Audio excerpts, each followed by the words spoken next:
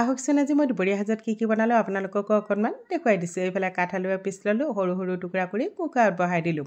জোখমতে নিমখ আৰু পানী দি 4-5টামান চিটি মাৰি ল'লোঁ। এইফালে আকৌ পচলা 2 পিচ লৈছোঁ, পাতল পাতলকৈ চকলিয়াই লৈছোঁ। এইদৰে গ্লাছ এটাৰ সহায়েৰে এনেকৈ দিলে ধুনীয়াকৈ মিহি মিহি হৈ যায়। আনফালে আকৌ কেৰাহীত তেল গৰম হৈ আছিল, তাতে আকৌ শ'ল মাছ কেইপিচমানো ভাজি ল'লোঁ।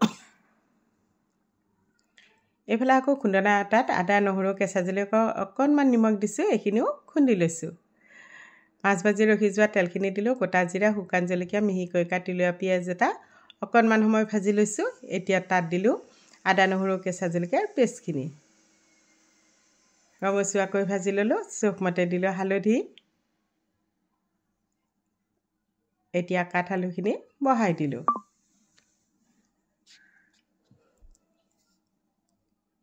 ধুনীয়াকৈ উতলি থাকোঁতে তাত দিলোঁ মাছখিনি। এতিয়া নমোৱাৰ আগে আগে কেঁচা ধনিয়া পাত ওপৰত অকণমান ছটিয়াই দিছোঁ। এয়া মোৰ শ'ল মাছৰ সৈতে কাঠআলু তৰকাৰী খাবৰ বাবে ৰেডি হৈ গ'ল। আকৌ সেই একেখন কেৰাহীতে পিঁয়াজ, জলকীয়া আৰু জোখমতে হালধি দি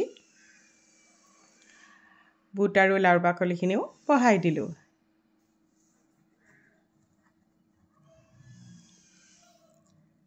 সোৱাদ অনুযায়ী নিমখ দি লৰাই ঢাকনিখন লগাই সিজিবৰ কাৰণে ৰাখি থৈ দিলোঁ। এয়া মোৰ লাওৰ বাকলিও খাবৰ বাবে ৰেডি হৈ গ'ল। বাউল এটাত নমাই লৈছোঁ। সেই একেখন কেৰাহীতে আকৌ তেল অলপ গৰম হৈ আছিল, তাতে পাঁচফোৰণ দিলোঁ। আদা, নহৰু, পকা জলকীয়া অলপমান পেষ্ট কৰি লৈছিলোঁ, সেইখিনি দিলোঁ। এতিয়া তাত দিছোঁ পচলাখিনি বহাই। অকণমান দিছোঁ লগত মচুৰ দাইল। সোৱাদ অনুযায়ী নিমখ দি ভালদৰে লৰাই অকণমান সময় এইদৰে ভাজি লৈছোঁ। এতিয়া জোখমতে দিলোঁ পানী আৰু অকণমান দিছোঁ খাৰ। তেতিয়াহ'লে ধুনীয়াকৈ সোনকালে সিজি যাব, খাবৰ কাৰণেও ভাল লাগিব। এয়া মোৰ পচলাখিনিও খাবৰ বাবে ৰেডি হৈ গ'ল। বাউল এটাত নমাই লৈছোঁ। মিক্সি জাৰ এটা লৈছোঁ, তাতে পিঁয়াজ, কেঁচা জলকীয়া, ৰেড কেপচিকাম আৰু পোস্ত আৰু সৰিয়হ অলপ তিয়াই থৈ দিছিলোঁ, সেইখিনি দিলোঁ। আদা, নহৰু অলপ দিছোঁ, সেইখিনি পেষ্ট কৰি ল'লোঁ। এইফালে আকৌ কেৰাহীত টিঙৰা মাছ কেইটামানো ভাজি ল'লোঁ। মাছখিনি ভজা হৈ যোৱাৰ পিছত ৰখি যোৱা তেলখিনি দিলোঁ, গোটা জিৰা কেইটামান। এতিয়া সেই যে বনাই লৈছিলোঁ পেষ্টখিনি দিলোঁ।